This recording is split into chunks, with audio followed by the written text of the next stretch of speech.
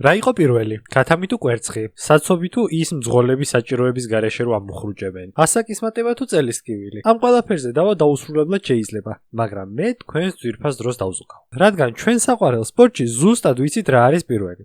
არა ორწამიანი პიტსტოპი, არა პირველი მოსახვევის აჯაბსანდალი, ნაწუწავი შამპანური და ჯანდაბას არც მაქსის რედბულის მაისურების კონტეინერი. ეს არის ის, რის გარეშეც უქმეები საერთოდ არ გვექნება. ამ ყველაფრის გასაგებად დროში უკან გადასვლა უნდა ვცადოთ. რბოლამდე თვეებით ადრე, სადაც გუნდების ლოჯისტიკის ჰედი ექსელის ფაილს ხსნის, აშტერდება, იხვნერს და იწყებს წერას. ეს ყველაფერი კი იმიტომ, რომ ცირკი სხვა ქალაქში გადადის. იმიტომ, რომ ფორმულა 1 უბრალოდ სარბოლო სერია არა, ეს არის ტურისტული კომპანია. ოღონდ ქართული ტურისტულები არა, თავიანთ ტურებში დებილურ ბოლებზე, დებილურ ადგილებს, დებილურ ფასებს რო ადებენ. ვიღაცამ ჩემზე წინაზე თქვა, რომ ეს ტიპი შეურაცხყოფას გვაყენებსო. აი ახლა ნამდვილად შეგიძლიათ ეს ჩაწეროთ შეურაცხყოფაში თუ არა შემოლაწუნების მცდელობაში მაინც. ხალხს ნუ აგოიმებთ, ბიჭო. უქმეების განმავლობაში ხედავთ თასებს, პოდიუმებს, პირად ჯეტებს, პადოქზე გადაკაზმულ საზოგადოებას, რომელსაც გაურკვეველი დასაცმელი აწვია გაურკვეველ საჭმელს ჭამს და თავისთვის გაურკვეველ სპორტს უყურებს. ამ ყველაფერს ვხედავთ, მაგრამ ვერ ვხედავთ იმ კილოტონა აღჭურვილობას, რაც ფორმულა 1-ის შესატარებლად ყველაზე და ყველაფერზე ადრე ჩადის. კილოტონა არის 1000 ტონა. ტონა კიდე 10 ცენტნერი. უბრალოდ ტექსტის წერის დროს გამახსენდა, რომ მე-5 კლასში ცენტნერი ვისწავლე და იმის მერე არაფერში გამომიყენებია, ხო ხდებით. მაყურებლები ვერ ხედავთ სატვირთო თვითმფრინავებს, ბორანებს და ვერც იმ ტრაილერებს, რომლებსაც სამი თითქმის ერთნაირი ფორმის წინაფრთა გადააქვთ, ერთი რბოლიდან მეორემდე. ვერ ხედავთ ლოჯისტიკის გუნდს და იმ ხალხს, რომელსაც ჯერ ფორმულა 1 მიაქვს რბოლამდე და მერე ჩვენამდე. ხო, თუ ჯერ კიდევ ვერ მივხვდით, მე ისეთ რაღაცებს და ვიღაცებზე მიყვარს ლაპარაკი, ვინც სკრინ თაიმით დიდად განებიურებული არაა. ასე რომ გადავწიოთ ფარდები და ვნახოთ ვინ, სად, როგორ და რანაირად და რატო. ფარდა რო გადავწიო, შუქი მაინც ვერ შემოვა ღამია. თქვენი აზრით საშუალო გუნდი საშუალო სარბოლო უქმეებზე რა წონის ტვირთით ჩადის? აი ახლა ეგ წონა რას თქვით გააორმაგეთ, მერე კიდე გააორმაგეთ და სხვას არ მიცეთ. მაგას დაუმატეთ დასაკეცი ოფისის შენობა, კომპიუტერული ტექნიკა. იმდენი სათადარიგო ნაწილი მესამე მანქანა რო აწყოს გუნდმა.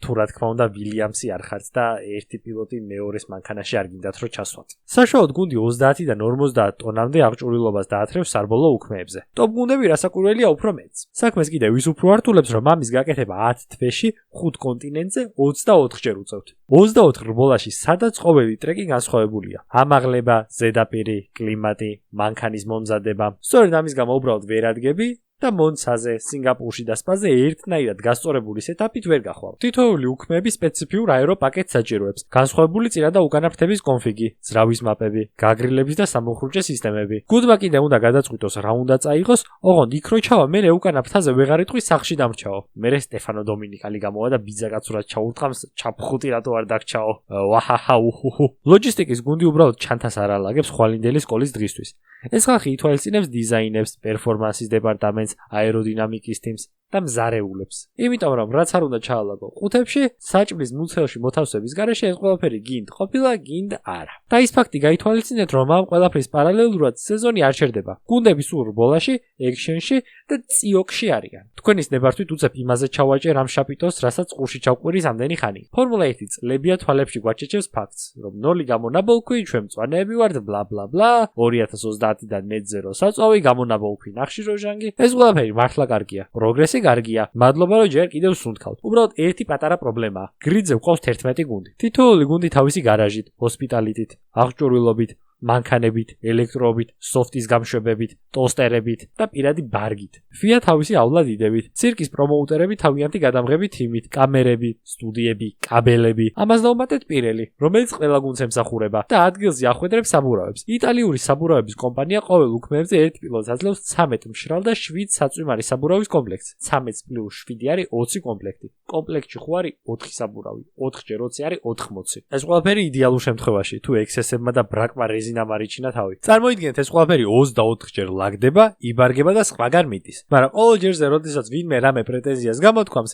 ჰიბრიდულ სისტემაზე, იმას მიაჩეჩებენ, რომ ფორმულა 1 პიტნის შაივით მწვანეა. რანაირად შეიძლება იყოს ის სპორტი ბუნების მეგობარი, რომელიც წელიწადში მილიონობით ტონა საწვავს და სხვა ბუნებრივ რესურსს ხარჯავს. მხოლოდ იმაში, რომ ის საბურავი ჩაიტანონ რბოლაზე, რომლის დაყენების საშუალებასაც არ მისცემენ პილოტებს. Breaking Bad-ში ჯესის და უოლტს ბორბლებიანი სახლი რო ყავდათ, ხო გახსოვთ? აი ეგ მოძრავი სახლები აქვთ გუნდებსაც. რომლებსაც მოტორჰოუმებს ეძახიან. ვიკენდებზე სოციქსელებში ხედავთ პადოქს, პილოტების ინტერვიუებს, გუნდის უფროსებს, მაგრამ არ ვაკვირდებით გარშემო სიტუაციას. გარემოს, რომელიც ჩვეულებრივად დროებით გაშენებულ ქალაქს გავს, რომელიც ბოლომდე 5 დღით ადრე იდგება და ხშირად რბოლის დასრულებამდე იწყებენ მის დემონტაჟს. დიდ გუნდებს დიდი მოტორჰოუმები აქვთ, იმდენად დიდი, რომ ორ სტუდენტ გოგონაზეც გაქირავდება. მეტი ადამიანის დატევის პერსპექტივით რასაკვირველია. Mercedes-ის, Ferrari-ის და Red Bull-ის მოტორჰოუმები ჩვეულებრივი არქიტექტურული შედევრია, მოდულარული, საქმისთვის დაპროექტებული, რომელიც მაქსიმუმ 48 საათში იწყობა. წესით დაშლას უფრო ცოტა ხანი დაჭირდება. შიგნით კიდევ საკმარისი ადგილია თათბირების მოსაწყობად, შედეგების გასახილველად, სტრატეგიის დასაგეგმად, ტორტებით საგუნდაოდ და იმ რესტორნის გასაშლელად რამოდენიმე წუთის წინ ვახსენე. მაგრამ დარწმუნებული ვარ, Wi-Fi-ის როუტერს პირველივე სტაზე ვერ გამართავენ. იმიტომ რომ ვერავინ მართავს ახალ როუტერს პირველივე სტაზე. წესი ეგ და არაფერი განსაკუთრებული. Კაი, ეს ყველაფერი გავიგეთ, მაგრამ მართლა როგორ მოძრაობს ფორმულა 1? სამეფო სპორტის სამ პატარა რგოლზე არის ჩამოკიდებული. ტრაილერები,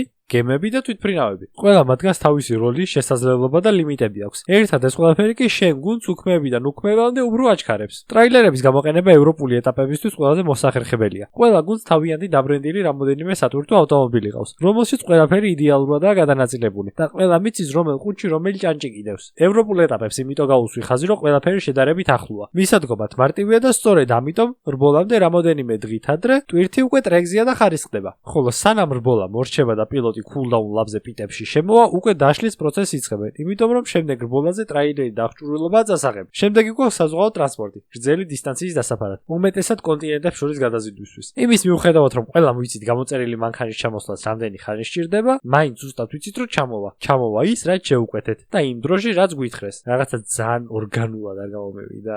მე რომ ავტოიმპორტიორი კომპანიის მარკეტინგის ჰედი ვიყო, ეგრევე შევეხმიანებოდი ჩემ თავს. ოღონდ თქვენ აღარ შემომეხმიანოთ.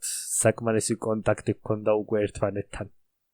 მაგალითად, ამერიკის გრან-პრი ტარდება ტეხასში, კონკრეტულ თარიღში. ზუსტად იცი, როდის გჭირდება კონკრეტული ტვირთი კონკრეტულ ადგილას. თადარიგს იჭერდა ქარხნიდან ცოტა ადრე უშვებ ტვირთს. საერთოდ შეიძლება ტვირთის გაშვებასა და ჩასვლას შორის გუნდებმა ორი საბოლოო უქმეს ჩაატაროს, მაგრამ წინასწარ გაწერილი ტვირთი მესამე რბოლაზე ზუსტად იქ დაგვხვდება, სადაც საჭიროა. თან ეს ყველაფერი შედარებით იაფად, რაც ბიუჯეტის ჭერის წესს საკმაოდ წაადგება. ხოლო ყველაზე სათუთი, საჩქარო და კრიტიკული ტვირთი გუნდებს თვითმფრინავებით გადააქვთ. ყველაზე ძვირია, მაგრამ ზეგ თუ სუზუკაზე ხარ ჩასასვლელი და დღეს იტალიაში გქონდა რბოლა, თვითმფრინავი ერთადერთი გზა, რაც დაგეხმარება. გუნდებს აქვთ გაწერილი პრიორიტეტების სიები. მაგალითად, უმეტესად საჰაერო გზებით უშვებენ მაღალფასიან და საბოლოოდ კრიტიკულ დეტალებს, როგორებიცაა ელექტრული სისტემები, პიტვოლის აღჭურვილობა, ძრავები და ასე შემდეგ. უბრალოდ გუნდებს რამდენადაც იდეალურად არ უნდა ჰქონდეთ გაწერილი მოგზაურობა, სადღაც ტრიპლ ჰედერი მაინც დაარტყავს.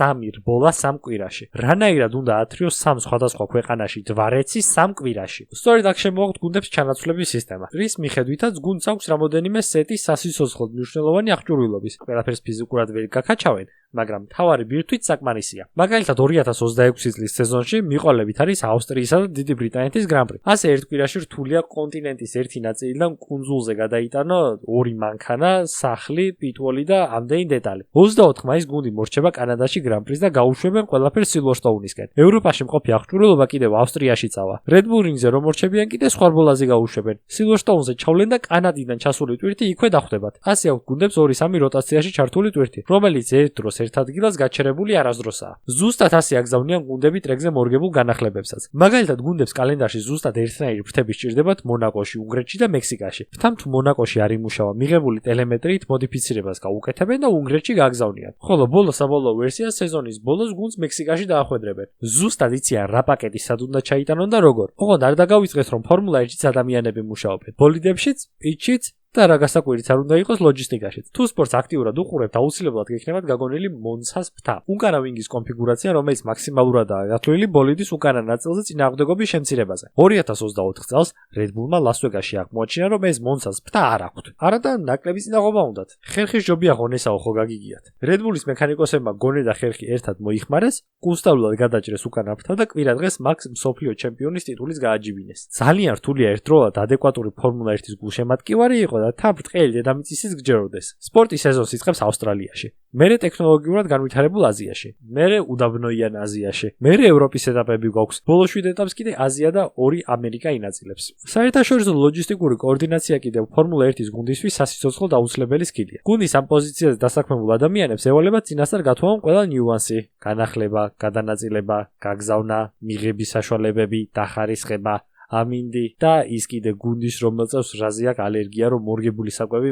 მოუმარაგონ მოტორჰომში. ხო, თუ საუბრობთ იმაზე რომ ყველანაირ დიდებას პილოტები იწერენ და ინჟინერ მექანიკოსებს არაფერი რჩებათ, აუცილებლად უნდა ვახსენოთ ეს ხალხიც, რომელიც ჩვენი საყვარელი გუნდისთვის გამარჯვების პირველ ნაბიჯს დგამს. ამ ხალხმა ზუსტად იცის რომელ ქვეყანაში რომელი საბუთით უნდა გააგზავნოს რომელი საიტპოდი. სატვირთო მანქანის მძღოლები, რომლებიც ათასობით კილომეტრს გადიან სეზონის განმავლობაში და დაატარებენ მთლიანი გუნდის სამყოფ ნიუთებს ვენიუდან ჰოსპიტალიტიმდე. ეს ხალხი არ იღებს თასებს, არ დგებიან პოდიუმებზე, ვიკიპედიაზე პეიჯებიც არ აქვს. უბრალოდ თუ ადგებიან და გაჩერდებიან, მთელი სპორტი გაჩერდება. მანქანა სადღაც დაიკარგება, ინჟინერების ყურსასმენები სადღაც, მონზაზრთა უნგრეთში ჩავა. და მილტონ კინსის ოფისის გასაღები კიდე ფაინცაში. ფორმულა 1 მუშაობს იმის გამო, რომ ეს ხალხი მუშაობს ყოველ კვირა, მთელი წელი. ასე რომ, როდესაც ჩვენი საყვარელი პილოტი სინგაპურის გრან-პრის კვალიფიკაციაზე გამოვა, უბრალოდ იცოდეთ, რომ ამ ქვეყანაში ამხელა ტვირთების შეტანას მანქანის წონა საბუთები სჭირდება. და ეს ყველაფერი მხოლოდ იმიტომ, რომ ფერარი მახალი შოუ პროგრამა წარმოგვიდგინოს. არ ვიცი მედია აკოცებს ლეკლერს თავისი ორსული ლოვე შუბლზე, აბა ჰეთ,